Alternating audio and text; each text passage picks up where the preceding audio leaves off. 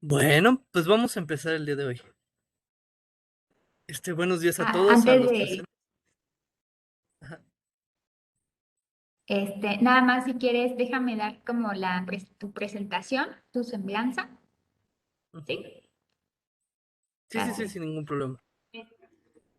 Gracias. Pues buenas tardes a todas y a todos. Les damos la más cordial bienvenida al tercer coloquio de salud mental, la invención de la mente, retos para la salud mental en México en su contexto pandémico, violencia, salud, cultura y educación en la sociedad contemporánea. Queremos agradecer a las instituciones organizadoras del evento, al Instituto Politécnico Nacional, el Sindicato Nacional de Trabajadores de la Educación de la Sección 60 y a la Invención de la Mente AC por hacer posible este presente evento. También queremos agradecer a la Universidad de Guanajuato por haber aceptado ser la institución invitada al coloquio y sobre todo al director del Centro de Estudios Científicos y Tecnológicos 5, Benito Juárez, el ingeniero Joaquín Rafael Buendía Santos, por haber permitido albergar dicho proyecto en las instalaciones que dignamente representa. Mi nombre es Rosario Torres y seré la moderadora de la conferencia Mecanismos regulatorios de la conducta y su impacto en la psicología basada en la evidencia. A continuación, daré pie a leer la semblanza curricular.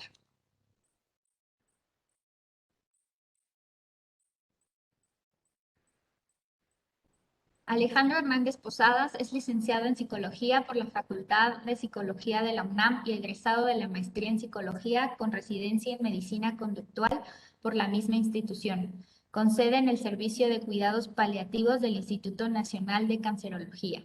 Ha participado en múltiples investigaciones sobre salud mental en profesionales de la salud como analista de datos y metodólogo. Actualmente se encuentra colaborando con la Universidad de West Hill como investigador y docente de tiempo completo y se encuentra colaborando como miembro del Corane Early Care Professionals en la divulgación y desarrollo de la evidencia científica. Sin más, le cedo el micrófono a Alejandro. Muchas gracias. Pues bueno, vamos a empezar. Muchas gracias por la presentación. Es un honor estar el día de hoy. Y el día de hoy vamos a empezar a hablar de un tema que ha retomado pues bastante, ¿cómo decirlo? Como bastante auge en los últimos años, muy relacionado con la psicología, ¿no? Y sobre todo en las ciencias de la salud. De hecho, pues ahorita nos encontramos con múltiples personas que dicen yo soy basado en evidencia, yo hago ciertas actividades que están pues regidas por la evidencia científica, pero lo de hoy me quiero dedicar es a qué realmente nos referimos con basados en evidencia y cómo no solamente es decir que estamos basados en evidencia, ¿no? Sino que implica también hablar de cómo los mecanismos regulatorios de la conducta influyen. ¿Por qué? Porque hacer evidencia o hacer investigación o hacer clínica sin retomar los principios que rigen es como pegarle una piñata a ciegas, ¿no? La realidad es que no necesariamente le estás pegando o centrando a lo que parece que pudiese ser lo más efectivo. E incluso independientemente de cualquier área o cualquier escuela o cualquier disciplina, pues la realidad es que la evidencia ha cambiado mucho, ¿no?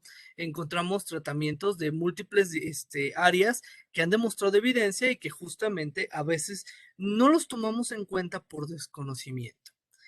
Pero para ello, pues déjenme ponerles un pequeño panorama. Cuando nosotros hablamos de la salud mental por ejemplo, en México, nosotros pensamos que una vez que hay un problema de salud mental, usualmente pues es rápido de atención, probablemente se atiende, probablemente se da el mejor tratamiento inmediatamente. La realidad es que no. La realidad es que en un estudio principalmente hecho por la doctora Medina Mora en el 2013, nos mencionaba que para que una persona, desde que tenía los síntomas, imagínense, desde que aparecían ansiedad, depresión, alguna alteración, pasaban entre 4 a 20 años para que realmente se pudiese dar justamente un tratamiento psicológico, un tratamiento psiquiátrico de salud mental.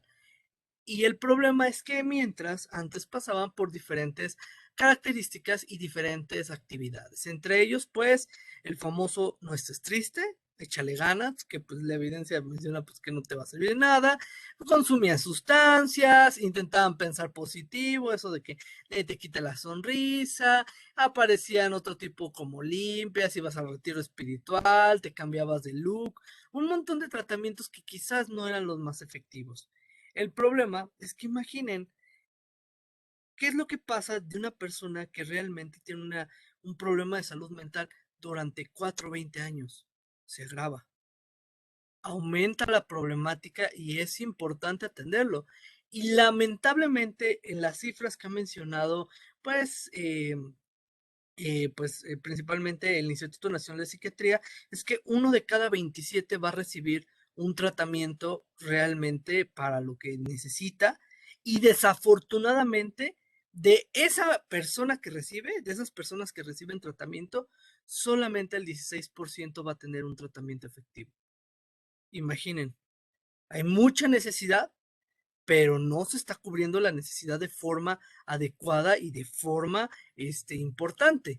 Y pues para ello, justamente, uno de los objetivos que han estado estableciendo es que han intentado diferentes áreas, no solamente la parte clínica de la psicología, sino organizacional, la parte social, la parte, por ejemplo, de psicología, de neuropsicología, de psicofisiología, han estado intentando generar lo que son modelos basados en evidencia, es decir, empezar a separar de lo que yo creo que es con lo que realmente es lo mejor que puede ayudar a la persona, tomando en cuenta los principios de bioética que rigen nuestra labor como clínicos. Y esto se va mucho relacionando a que la realidad es que nosotros como psicología somos una ciencia, esto es muy demostrado, podemos ver los escritos de Bunge, podemos ver los escritos de Lakatos, de Popper, con la parte del falsacionismo, un montón de cosas que nos han ido impregnando como psicología y que incluso cuando nosotros hablamos que somos psicólogos, pues sí, no, porque algunas veces dicen, no, pues psicólogo, pues es el que va en el Uber, ¿no? El que cuando te vas transbordando en Didi de Uber es el que te habla y te analiza. No, no, no, no, no. La diferencia de alguien que un día se levanta y se le ocurre que quiere dar una intervención psicológica sin realmente tener conocimientos, es algo muy claro.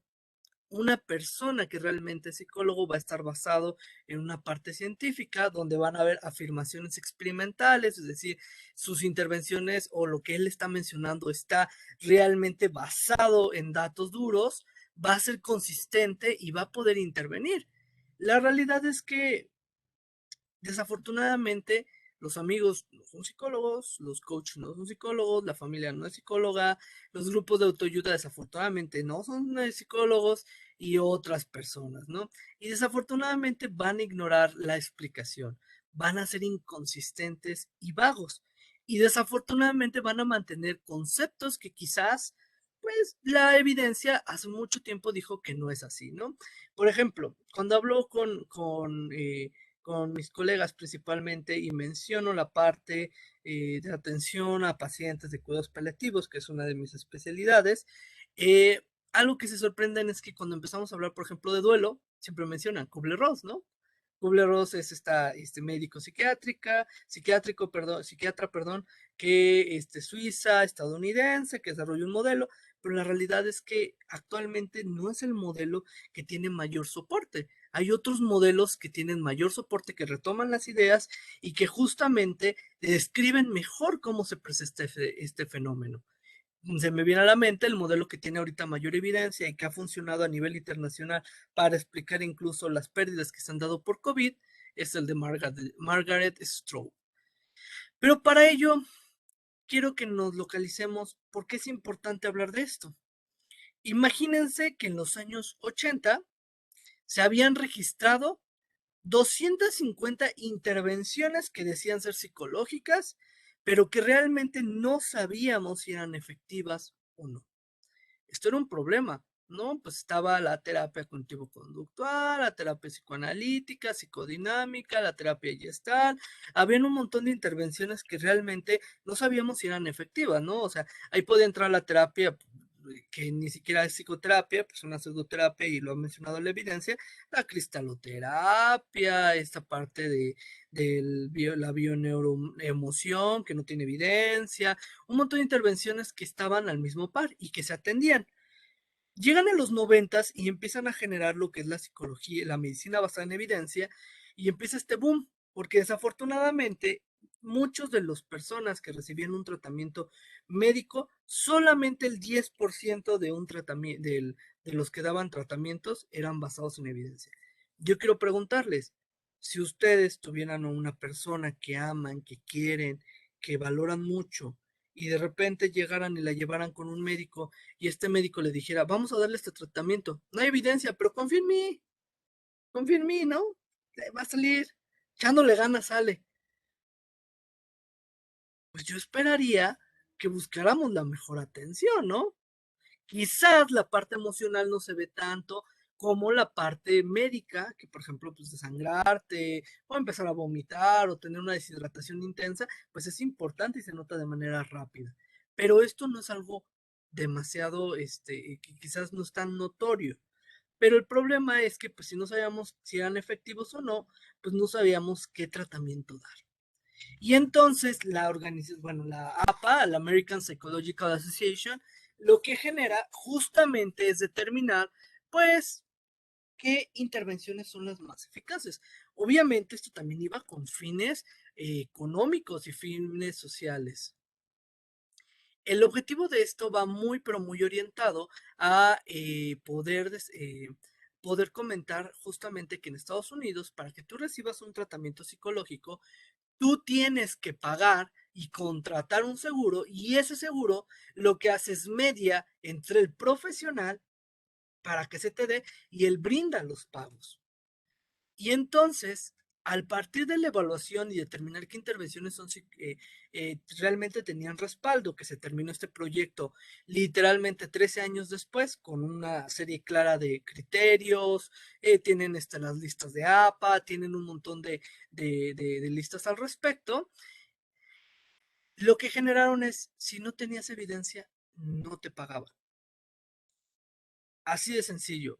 Tu tratamiento que estás dando, pues sí es el que te gusta, sí es el más padre, pero no tiene evidencia de que funcione en este tipo de población. No te vamos a pagar. Y esto a su vez motivó a múltiples áreas de la psicología a que se desarrollaran evidencia. De hecho, es bien interesante porque esta parte de, no, pues nosotros no tenemos evidencia, a veces las personas desafortunadamente en la psicología piensan que todo vale, que todo sirve, pero la realidad es que se ha demostrado que hay intervenciones que no aportan. Y esto no es algo que yo, Alejandro, comparta, sino que incluso la Organización Mundial de la Salud, algunas áreas específicas como las guías NICE, que son las guías de cuidado general, por ejemplo, para poder que rigen toda Europa, pues han mencionado. Y esto es importante tomarlo en cuenta porque lo que buscaba la APA no solamente era dejar sin dinero, ¿no? Sino que realmente buscar que los psicólogos hicieran bien su chamba. Caray, ¿cómo es esto? Buscaba principalmente que se integrara la mejor evidencia, es decir, las mejores fuentes confiables, tomando en cuenta la experiencia clínica del psicólogo, lo que el paciente necesitaba, y además de esto, promoviendo las mejores prácticas psicológicas. Es decir, que dieran las mejores intervenciones, que se mejoraran las intervenciones y que se evaluara de la mejor forma. Si lo analizamos, haz bien tu chamba, ¿no? Uno esperaría que como psicólogo pudiera dar la mejor intervención, ¿no? Uno esperaría que cuando uno va a consulta con un psicólogo se pueda evaluar de la mejor forma. La realidad es que la APA lo único que nos dijo es, por favor, hagan bien su chamba. Y esto motivó y orilló a que no solamente se tomara en cuenta lo mejor, sino que se tomaran aspectos importantísimos cuando se atiende a un paciente. Obviamente sabemos que el paciente o lo que encuentras en la evidencia, no necesariamente el protocolo puede tener las mismas características que el paciente que estás viendo. Eso lo comprendemos desde hace mucho tiempo. Tampoco somos de, ay, automáticamente el protocolo es mi paciente. No. Lo que mencionaba es que cuando atendieras a un paciente, evaluaras su estado clínico con herramientas que existen, que evaluaras lo que el paciente quiere a partir de los principios bioéticos y que evaluaras la mejor evidencia científica que existe al momento. Obviamente contemplando pues los mejores avances. Y pues la realidad es que lo vemos así, ¿no? En igual a uno, ensayos controles aleatorizados, revisiones sistemáticas para la evidencia.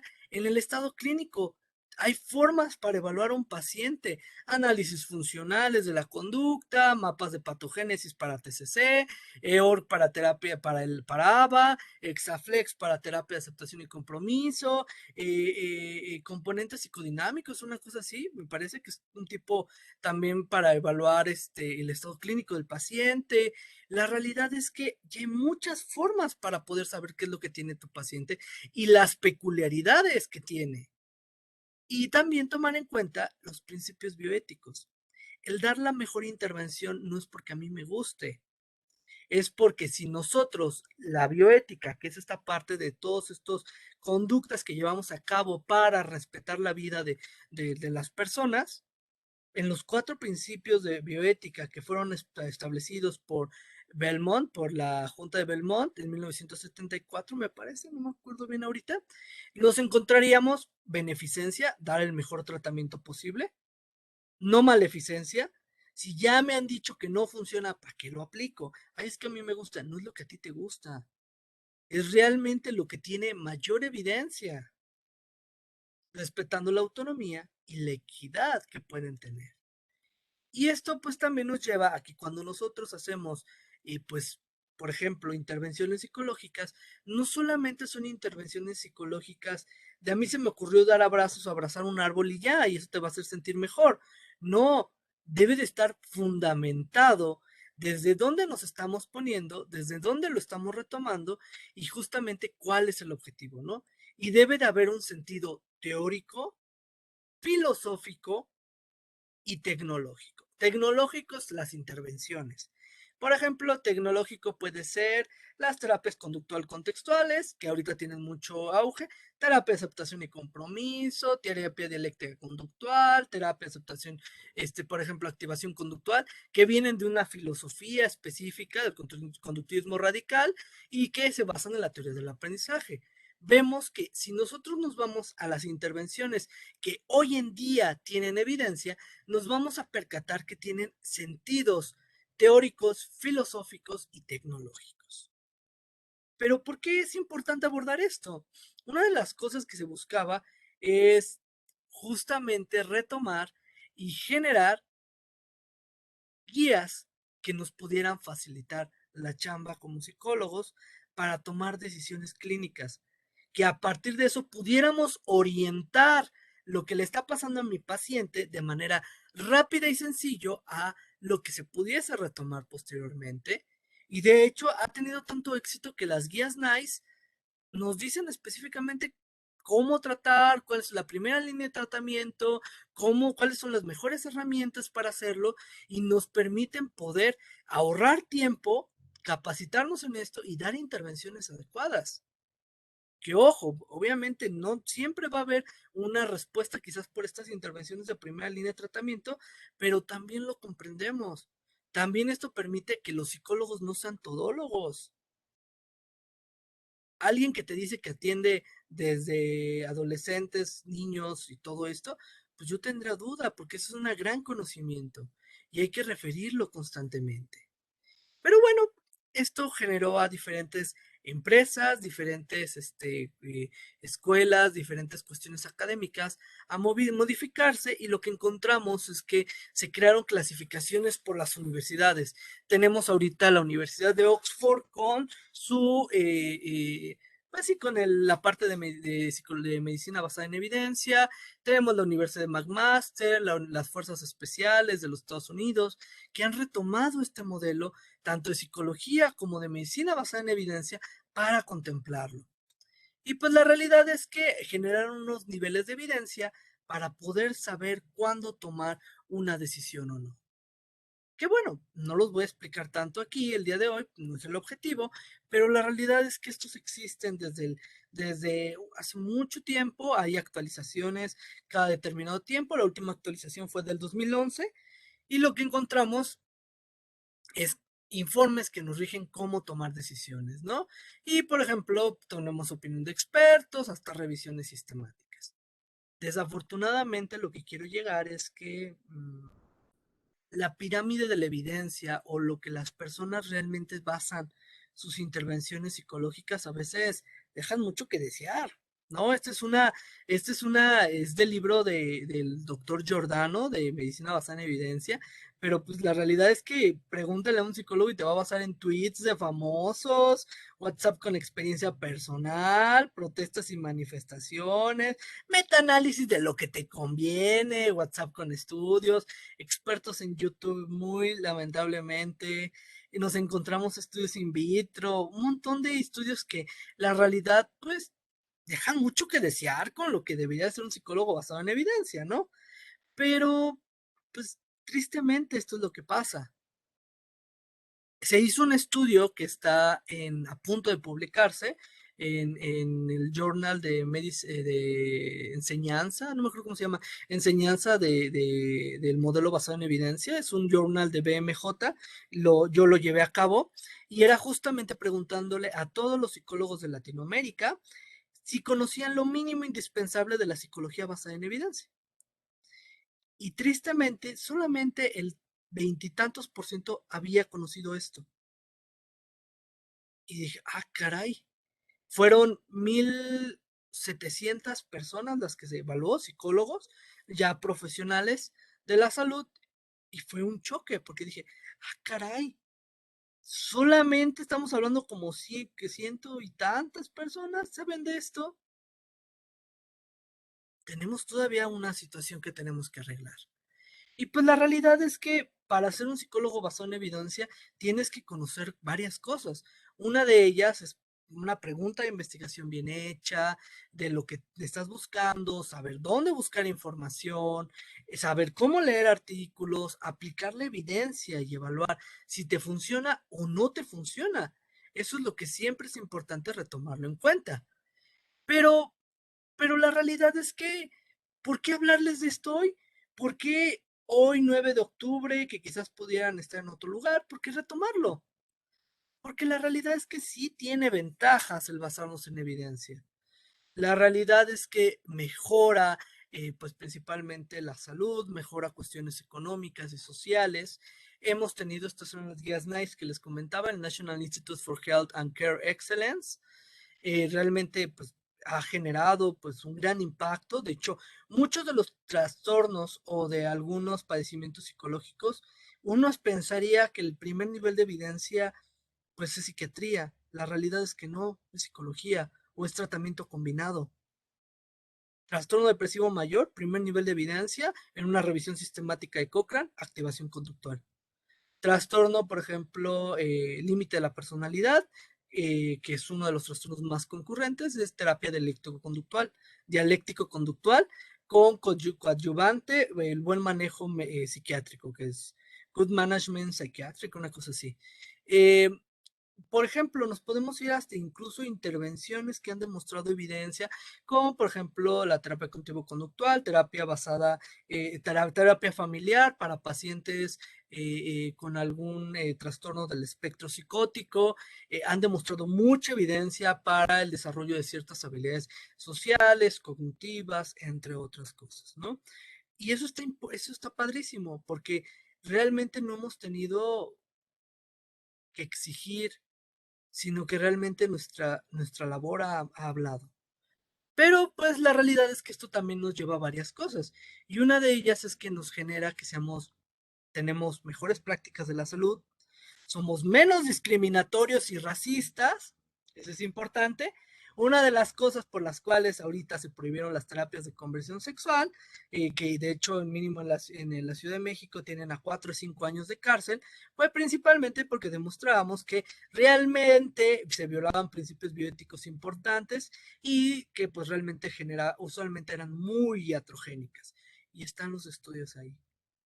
Tenemos que usar mejores tratamientos efectivos y realmente disminuimos pérdidas del bolsillo del paciente, de la institución y de nosotros. Porque usualmente llamamos más a pacientes, tenemos una mejor, tenemos una mejor, ¿cómo se llama? Como preparación y podamos dar mejores intervenciones. Pero ustedes me dirán, Alejandro, de seguro esto nada más viene desde los diferentes tipos del conductismo, las filosofías de los conductismos, ¿no? Ahí los mezclé, no debería estar mezclado de esta forma, porque hay muchas filosofías de los conductismos, pero también desde el psicoanálisis. Los psicoanalistas se percataron, el equipo de Peter Fonagy generó la terapia basada en la mentalización y demostró evidencia para trastornos de la personalidad y un poco de evidencia para trastornos resistentes al tratamiento. De la terapia sentada en la transferencia, no podemos decir todavía que tenga tanta evidencia porque sí han hecho estudios, pero todavía les falta. De la logoterapia, esto del hombre en busca del sentido, cambió y de hecho se descartó y se volvió la terapia de la dignidad. Puedo hablar de la terapia Gestalt. La terapia Gestalt hace mucho tiempo que cambió, se percataron que no había tanta eficacia en lo que hacían y se volvió la terapia centrada en las emociones. Y bueno, en algunos tipos de filosofías de los conductismos encontramos la cognitivo-conductual, la dialéctico-conductual, terapia de la conducta, terapia de aceptación y compromiso y más intervenciones que han demostrado ser efectivas para muchos padecimientos. Esto no es algo que yo me invente, esto es algo que está en la literatura, pueden checarlo sin ningún problema y van a encontrar los mismos resultados que les estoy diciendo. La realidad es que creen que no solamente es hacer evidencia, sino hacer evidencia con sentido. Porque una de las críticas que nos han hecho los psicólogos basados en evidencia es, tú me dices que sirve, pero no me dices por qué. Y desafortunadamente encontramos no solamente el caso, por ejemplo, del tratamiento psicoanalítico, muchas intervenciones psicológicas que realmente han dicho que sirven, pero no dicen por qué. Y los presupuestos por los que dicen que funciona no se mantienen. Y esto es un ejemplo, por decir. Pero la realidad es que hace mucho tiempo, pues en los congresos de prácticas basadas en evidencia, pues nos dejamos de pelear. La psicología que antes decían que era eurocentrista, alienadora, ignora pulsiones inconscientes, todo eso, pues le dejamos de poner atención y nos dedicamos realmente a hacer investigación y a dar las mejores prácticas por nuestros pacientes. Y eso nos ha traído bastante cosas, como que primera línea de tratamiento para borderline o trastorno límite de la personalidad. Esto es de la guía NICE. De hecho, somos primera línea de tratamiento como psicólogos, la terapia dialéctico-conductual. Y bueno, les tengo una revisión sistemática que es del 2012, quizás no está tan actualizada, hay más actualizadas, pero revelan lo mismo, ¿no? La combinación del tratamiento es mejor que o psicología o antidepresivos. Y eso es algo importantísimo. Y como se pueden dar cuenta es que pues hemos tenido resultados favorecedores, pero desafortunadamente no todo ha sido tan bueno. La realidad es que hay muchas personas que se dicen basadas en evidencia, pero no lo son. Y entonces estamos en una crisis de la psicología basada en evidencia y que justamente lo que busca es mejorar la integridad, las cuestiones éticas para mejorar la práctica en general. ¿Por qué? Porque lo que nos encontramos es esto, que mucha de la evidencia ha sido orientada a cuestiones de conflictos de intereses. Y ese es un problema, porque muchas de las guías, por ejemplo, hay guías a nivel internacional que a veces no son estipuladas por lo que la evidencia menciona, sino son por lo que ellos creen o expertise clínica. Los estudios carecen de explicación de los fenómenos, hay una gran cantidad de evidencia. En los años 90 se reportaba que cada día salían 17 artículos de un tema. Ahorita se está reportando 200 artículos. Yo no sé ustedes, pero para mantenerme actualizado, no sé si me pudiese leer 200 artículos al día. Y pues cuando como, cuando hago otra actividad que no sé leer, y que realmente lo estadísticamente significativo no es clínicamente significativo. Y eso es algo que tenemos que tener en cuenta. Y bueno, las multimorbilidades, que muchos trastornos no aparecen solos y que a veces nos volvemos inflexibles con la atención. Pero esto nos lleva a algo importante, que hay formas cómo solucionarlo. Y entre ellas encontramos que hay fundaciones independientes que diseminan la información como Cochrane. Cochrane es una de las diseminadoras de información más importantes a nivel internacional. Mecanismos regulatorios de la conducta. No solamente es decir que funciona, hay que explicar por qué. Cuestiones de ética como prioridad. Uso de critical appraisal y risk of bias, que son herramientas para evaluar esta evidencia. Empezar a hablar de políticas públicas para un pueblo, un gobierno que no está basado en evidencia. Muchas de las intervenciones que desafortunadamente se realizan no necesariamente tienen un impacto. Y sobre todo, cuestiones metodológicas a tomar en cuenta. Y por eso entramos a por qué, entonces, si estamos en una crisis, los mecanismos regulatorios de la conducta tienen un sentido bastante importante. Es muy sencillo, porque no solamente como uno como psicólogo, no solamente tiene que decir que funciona algo porque la pasión está feliz, sino explicar por qué está feliz. Es como si ustedes tuvieran un coche. Sería lo mismo decir, por ejemplo, que un coche funciona simplemente porque le echan gasolina. Eso no te dice nada. Como un mecánico, como un ingeniero, tú tendrás que decir, ah, pues mira, hay una reacción química que genera tal cosa y que tal, bla, bla, bla. Y eso te podría hacer. Y lo que se ha encontrado es que si esto se puede controlar, pues podemos rendir cuentas y alejarnos de los confines de la charlatanería. Por ende, hay mecanismos regulatorios de la conducta. Esto muchas veces no lo contemplan las personas, pero esto es desde hace muchos años. El doctor Sánchez Sosa y múltiples investigadores han encontrado que hay principios de la conducta que se mantienen independientemente de dónde estés. No importa si estás en México o estás en China, los mecanismos se van a mantener y son replicables y tienen mucha evidencia al respecto. De hecho, es bien interesante porque tenemos un nivel de replicación de estos mecanismos muy alto y que hay variables culturales que sí los van a modificar, pero no van a quitar que aparezcan o no. Y conocerlos se dan y te acercan a una cultura científica. ¿Y qué creen? Que estos mecanismos no solamente se dan en humanos, se dan en otros organismos como perros, aves, bla, bla, bla, se dan en células, se dan en plantas incluso, y en otros reinos, pues principalmente de vida. Pero lo que quiero es que vean es que la realidad es que no les miento.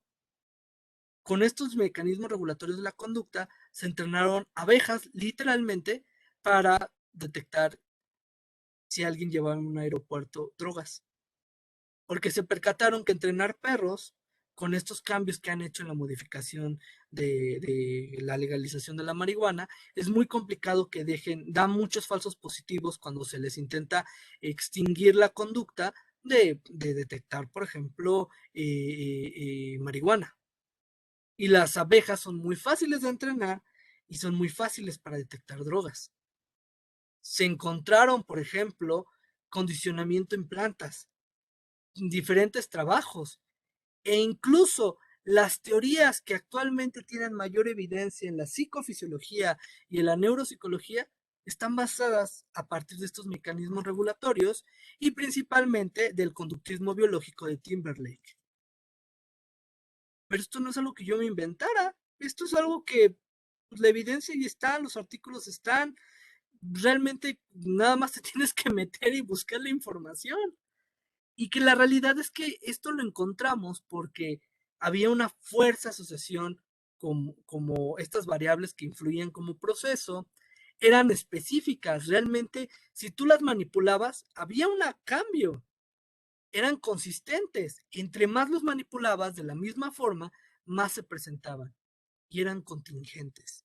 Es decir, tú modificabas y se predecía algo, eran plausibles y sobre todo lo que se encontraba es que la administración de esta variable realmente modificaba otra variable. Y esto es importantísimo porque a partir de estos elementos podemos hablar de mecanismos regulatorios de la conducta. ¿Ok? Porque al final de cuentas funcionan como variables mediadoras. Son estos procesos que alteran, que realmente si le expone a un individuo a una cuestión de ansiedad le genera ansiedad, son estos procesos que van regulando cómo se presenta. Y entre ellos tenemos al menos 11. Se los voy a explicar, pero bueno, yo no quiero aquí aburrirlos, la realidad. Yo lo que quiero es que empecemos a ver estos mecanismos de una forma sencilla y rápida de tomar. Uno, habituación. Decrementas la reacción que tienes cuando se te pone un estímulo de manera continua y monótona. Por ejemplo, cuando, eh, cuando nosotros estamos, por ejemplo, con una persona la cual vive, por ejemplo, en el aeropuerto, llega un momento donde le deja de prestar atención a los aeropuertos que suenan horriblemente fuerte. Digo, a los aviones que pasan que suenan horriblemente fuerte. Es porque disminuye la magnitud en la que le prestas de la duración de la reacción de la respuesta cuando se representan de manera monótona. Dos, requisito de respuesta. Para que tú hagas una conducta, debes de tener, debe ser, debes de primero comprender que la puedes realizar y después tienes que tener un grado relativo funcional o físico de esfuerzo, tienes que tener el esfuerzo mínimo necesario para realmente darla. Si tú le dices a tu paciente o cuando nosotros nos ponemos a una dieta que comas todos los días lechuga, cuando antes no comías lechuga, va a ser muy raro que lo hagas. Tienes que empezar con pasos pequeños. Tienes que hacer pequeños, si vas a emitir una conducta que es difícil de hacer, tiene que ser entre más sencillo, es más fácil que emitas la conducta. Así de sencillo. A pequeñas conductas para llevarte a que la mantengas. Si tú quieres aprender a correr, pues corre un día a la semana y velo aumentando cada semana más. No empieces queriéndolo hacer todo, porque si no eso puede traer o puede ser contraproducente. Incompatibilidad de la respuesta. No puedes chiflar y comer pinole. No puedes hacer al mismo tiempo dos respuestas. Y esto lo utilizan mucho para entrenar cuando hay pacientes que tienen mucha ansiedad. No puedes estar ansioso y al mismo tiempo relajado. Asociación, condicionamiento clásico. Eso me tardaría toda una sesión nada más explicándolo. Es una de las teorías que tiene mayor evidencia para por qué las personas desarrollan, por ejemplo, ciertas emociones y por qué se asocian. Y pues, obviamente a partir de ahí pues se salen diferentes entrenamientos al respecto. Pero pues esta parte del condicionamiento clásico, la ley del ejercicio, entre más hagas una conducta, es más fácil que la domines, así de sencillo. Y por ejemplo, es como cuando empiezas a andar en bici, pues primero las rueditas y vas aumentando hasta que realmente la adquieres. Condicionamiento operante, tus acciones o lo que vas a hacer es determinado por las consecuencias. ¿A qué me voy? Por ejemplo, si yo soy una persona que está muy ansiosa y entonces salgo y me dan a tomar un caballito de tequila y me relajo, yo aprendo que cada vez que estoy ansioso, si yo tomo un caballito de tequila, me va a disminuir. Tu conducta se ve modificada por las consecuencias del ambiente. Si cada vez que yo llego con una persona y le digo, oye, estás muy guapa, y me sonríe mi pareja o me sonríe la persona con la que estoy intentando interactuar, pues la persona pues se va a reforzar esta conducta, se va a mantener. o en caso de que yo haga algo y pues al contrario reciba algún castigo o algo que disminuya la probabilidad que presente esa conducta, pues lo voy a dejar de hacer. Esto se da mucho para tratamientos, hay muchos tratamientos surgidos a partir de esto. Imagen, reacción psicológica. Si yo me imagino ahorita chupando un limón, probablemente la imagen que tenga o el pensamiento que tenga de chupar un limón va a generar una reacción fisiológica. Puede ser de salivación más o de desagrado. Ay, ¿cómo crees? Esto es algo que se ha encontrado. ¿Por qué creen que ponen a que no puedes comer solo una? O te ponen, no te puedes saborear esta imagen, ¿no? Y te ponen palomitas de Cinépolis. Hay, aquí viene una parte de la mercadotecnia, que es la parte de esta, no sé si han escuchado, bueno, no lo voy a mencionar muy brevemente, como los mensajes subliminales. No, realmente mensajes subliminales no tiene evidencia. Lo que tiene evidencia es que hay una asociación entre los pensamientos y las reacciones fisiológicas. Aprendizaje vicario. Nosotros aprendemos de lo que las expectativas o de las consecuencias de otro. Si llegara alguien aquí y empezara a decirle una cosa y yo empezara a decirle un montón, pues yo obviamente no, de groserías y cosas así, probablemente nadie quisiera comentar, ¿no? Ay, es que qué tal si me regañan, ¿no? No me pasó directamente a mí, pero yo aprendí del ambiente que las consecuencias del otro me pueden afectar a mí también. Entonces tú modificas tu conducta de acuerdo con lo que estás percibiendo del otro. Periodos críticos. Hay momentos específicos durante el desarrollo en donde se necesita ocurrir la exposición para que tú aprendas algo, si no realmente lo puedes aprender, pero vas a tener muchas deficiencias. ¿Por qué creen que los niños, entre más niños sean, más fácil pueden aprender un idioma que los adultos? Si un niño no aprende a hablar un cierto idioma en un determinado tiempo, va a tener más dificultades. Y esto lo veíamos con los niños ferales. Condicionamiento verbal. Realmente hay estudios de la doctora Froxán y hay un grupo Coveo que ha demostrado que justamente los pensamientos también se pueden modificar. La conducta, desde el conductismo se les llama conducta verbal, no a lo que decimos, eso es una equivocación. La conducta verbal tiene un montón de definiciones y subdivisiones, y lo que menciona es que esta parte que nosotros hablamos de la reestructuración cognitiva, de cambiar el pensamiento, se basa en condicionamiento verbal. Tú cambias los pensamientos a partir de demostrar la racionalidad y la congruencia con el discurso. Y la química cerebral, obviamente tomamos en cuenta que si alguien toma aquí ayahuasca, pues probablemente las conductas van a estar influenciadas por la ayahuasca, o si alguien viene a borracho, probablemente los cambios químicos, ya sea por el organismo o por una sustancia exterior, van a modificar cuestiones del organismo. Y sobre todo, pues esto pues se ve reflejado. Quizás la teoría biogénica no ha sido comprobada hasta el momento, pero hay formas de poder saber que esto termina afectando de diferentes formas, ¿no? Por ejemplo, la modificación de la neurotransmisión y la adaptación del cerebro a la presencia de un medicamento puede constar de semanas, quizás no es inmediata como los antidepresivos, pero sí va a haber cambios importantes. Y bueno, y saber que pues, también la seguridad y la efectividad clínica.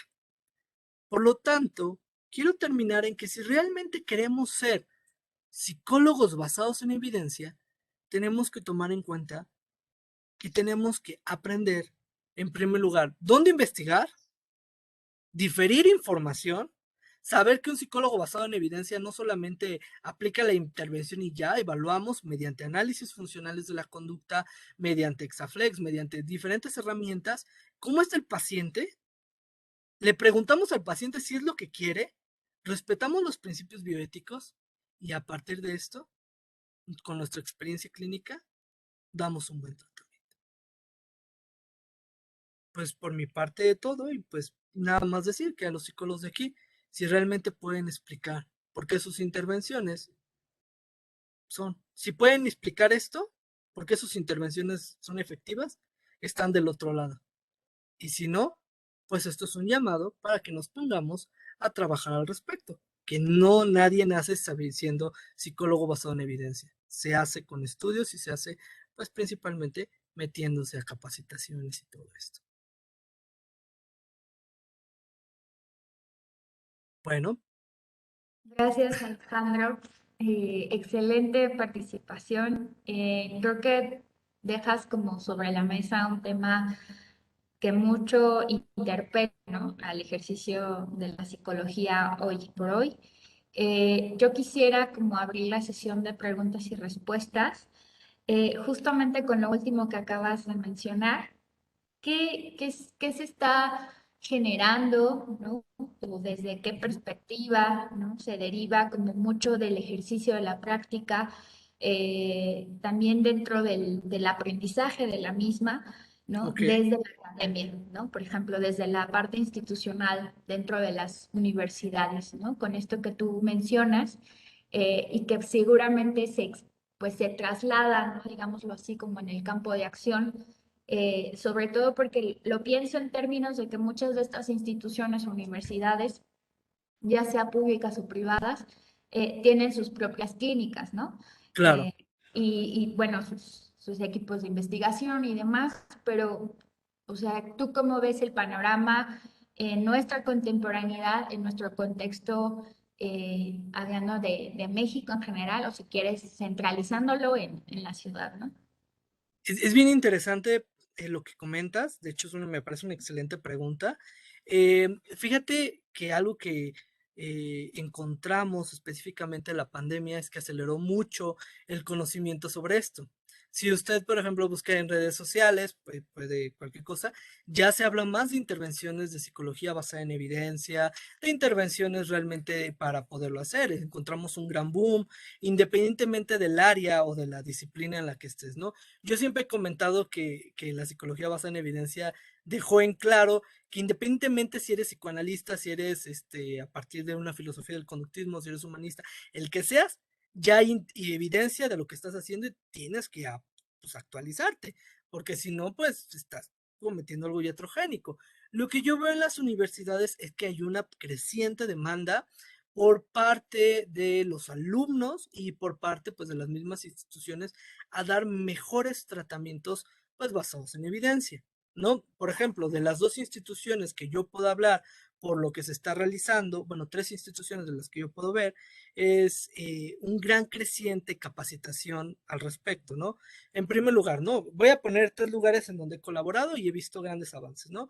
Pienso en la Universidad de West Hill, que es donde ahorita nos estamos encontrando, pienso en la Universidad de Guadalajara y pienso en la Universidad Nacional Autónoma de México, la UNAM, ¿no? En estos tres lados, por diferentes áreas, lo que han empezado a hacer es generar no solamente capacitaciones, sino incluso semilleros, los cuales tienen el objetivo de capacitar de lo mínimo necesario que debes de salir para atender a un paciente, ¿no? Y de estarlos llevando de la mano para mejorar esta capacitación. También lo que ha crecido mucho es las capacitaciones para en dónde busco evidencia. Ahorita nos enfrentamos a la infodemia.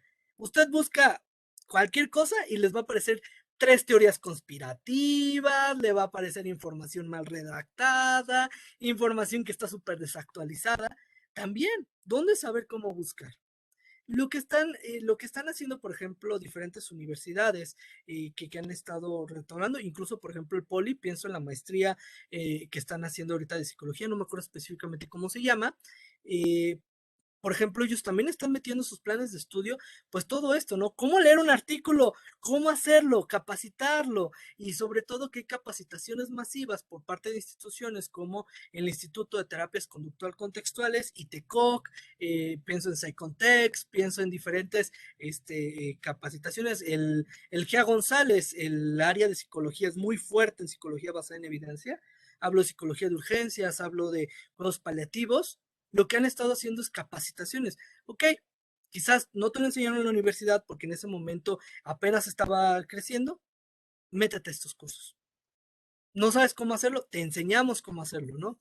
Y entonces ahorita va muy orientado a que el individuo, uno, aprenda que es para poder ser un psicólogo basado en evidencia se tienen que desarrollar muchas habilidades específicas, que eso te lo brinda la carrera, ¿no? Desde cómo buscar información y todo lo que mencionaba. Y dos, cómo aplicarlo.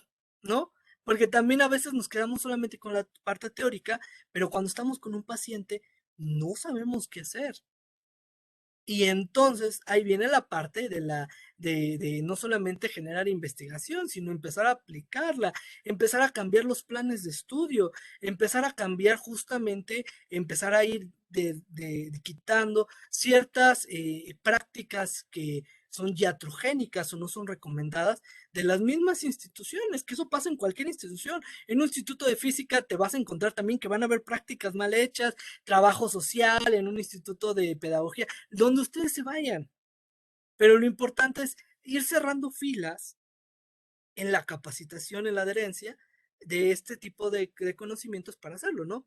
A mí me dicen en la universidad, ¿no? Me dicen es que tú eres el basado en evidencia, ¿no?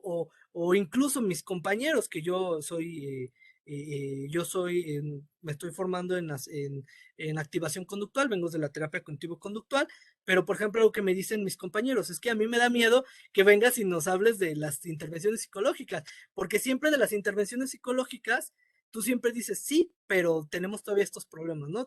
Para todo lo bueno le ves algo malo. Y no es que sea algo malo, simplemente que la psicología o como cualquier rama de la salud puede mejorar muchísimo más.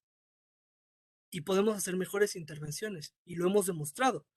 El problema es empezar a cuadrar a cada persona para que vayamos haciendo estas intervenciones de forma adecuada. Y yo creo que los especialistas de la salud lo están haciendo muy bien. Entonces, poco a poco vamos a ir formando y pues la realidad es, no somos enemigos entre nosotros. Yo tengo amigos, por ejemplo, me dicen, es que, por ejemplo, algo que pasa mucho, ¿no? Los psicoanalistas son enemigos de los conductistas. Hay ciertos tipos de tecnologías, como la terapia basada en la mentalización, que ha demostrado mucha evidencia para adolescentes y para niños que tienen problemas de conducta, específicamente conducta antisocial y sobre todo, por ejemplo, con algunos trastornos de la personalidad. Yo sé que yo no soy experto, mi área es la parte de pacientes al final de la vida, pero si yo sé que alguien está preparado y que la evidencia dice que le va a ir muy bien al paciente, lo derivo. Y eso también se les enseña a los pacientes. No somos todólogos, pero donde te vayas a formar, fórmate bien, ¿no? Entonces sí, se está haciendo mucha capacitación, pero pues como todo, ¿no? Nos estamos enfrentando que no hay personas que no quieren cambiar, pero poco a poquito vamos poniendo cimientos para que haya esta modificación. Sí, No quizás sé si romper un respondimos más poco. tu pregunta. Sí, sí, claro, al contrario, creo que dejas todavía muchas cuestiones sobre la mesa interesantes, en términos de que la modernidad vino también un poco a plantear esta ortodoxidad, ¿no? Dentro de las disciplinas y que son únicas. Y creo que después ya de esto ya hay bastante pruebas, ¿no? En que puede haber una interdisciplina entre las disciplinas y al interior de cada una de ellas, ¿no? Y que evidentemente, Exactamente. por ejemplo, en mi caso, la sociología no está peleada en lo absoluto con la psicología, ¿no? Claro, Bueno, pues claro, dejamos, si alguien de los que nos está acompañando en esta conferencia gusta hacer un comentario, una pregunta, todavía tenemos unos 4 minutos, sino pues para ir cerrando. No veo manos levantadas. ¿Alguien?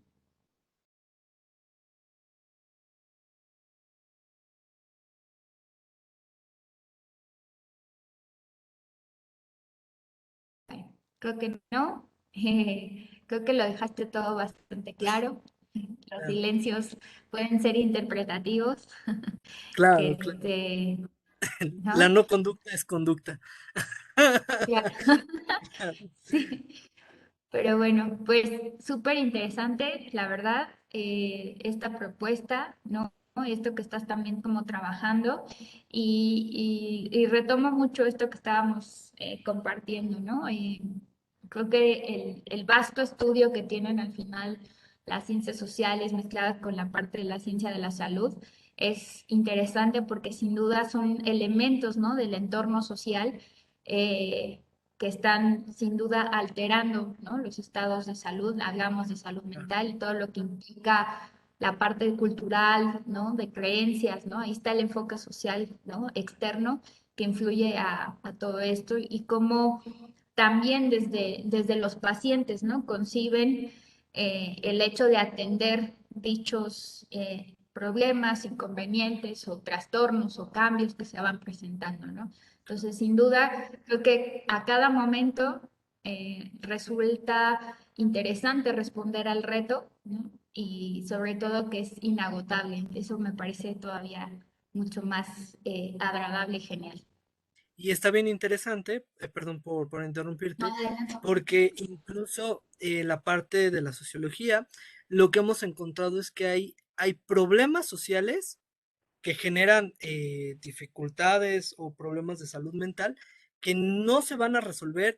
Realmente ese sería paliativo hablar, por ejemplo, de intervenciones psicológicas para resolver problemas sociales importantes, como la parte Sí, económica que estamos revisando, los malos tratos que se están presentando, cuestiones culturales que estamos hablando, violencia específicamente, pienso violencia de género, por ejemplo, estoy pensando en esta, por ejemplo, las diferentes condiciones que trae la pobreza, etcétera, que realmente, pues sí, parece que llegan a la psicología, pero si nosotros no trabajamos de mano con otras disciplinas como la sociología, como por ejemplo, políticas públicas, qué sé yo, diferentes áreas, pues es como pegarle a un problema, pero con los ojos cerrados, ¿no? Nunca le vamos a dar. Pero es por eso que haces tu grupo, ves cómo resolverlo, se integra y a partir de eso se generan políticas públicas tomando en cuenta la expertise de todas estas áreas. Creo que es claro. Claro, perdón que te interrumpa en esto último porque me parece, creo que la síntesis de lo que planteas, tu enfoque y de esto último que hemos venido platicando, ¿no? Y aquí también es como ya hacer un llamado, ¿no? A las instituciones, a los grupos de investigación, a claro, generar más invitación desde otras disciplinas, ¿no? O sea, trabajar en conjunto porque al final lo que se pretende es generar un estado de progreso, ¿no? A nivel social, ¿no? Y a nivel individual, claramente. exactamente, totalmente de Pues acuerdo. muy bueno. Pues igual, quedamos como a la espera también, ¿no? Extenderte la invitación para que sigas colaborando con la ACE en particular, con sus grupos también que tiene al interior, ¿no? Y que bueno, sin duda, más adelante sigas colaborando con nosotros. Sin Claro. más, pues agradecemos a cada uno de ustedes por haber sido partícipes de nuestro tercer coloquio sobre salud mental. Muchas gracias, Alejandro, y a los eh, asistentes que nos acompañaron. Y bueno, sin duda los invitamos para que se sigan sumando y conectando a las diferentes conferencias a lo largo del día. Muchas gracias. No, muchas gracias por la invitación. Nos vemos. Hasta luego. Mm.